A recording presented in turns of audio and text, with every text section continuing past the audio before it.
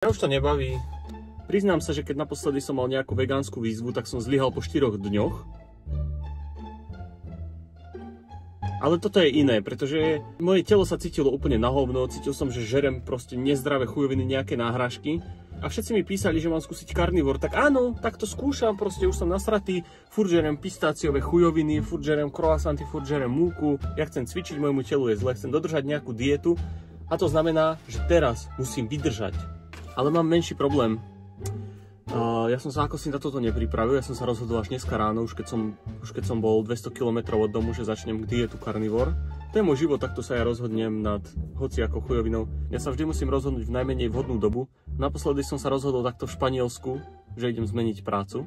A preto som sa rozhodol 200 km od domu dnes, že začnem karnivor dietu. Mal by som jesť živočíšne produkty, ale samozrejme, že som na to nebol nachystaný, tak som si kúpil Billa Camembert, tatranskú zakysanku. Ty kokso, jak je presvietená. Pozri na to, to je brand. Peniaze príjmam na PayPal. Ja som sa tešil, že to je vec, ktorú mám rád, že jednoducho karnivor. Vyskúšam, ako žijú iní s týmito dietami.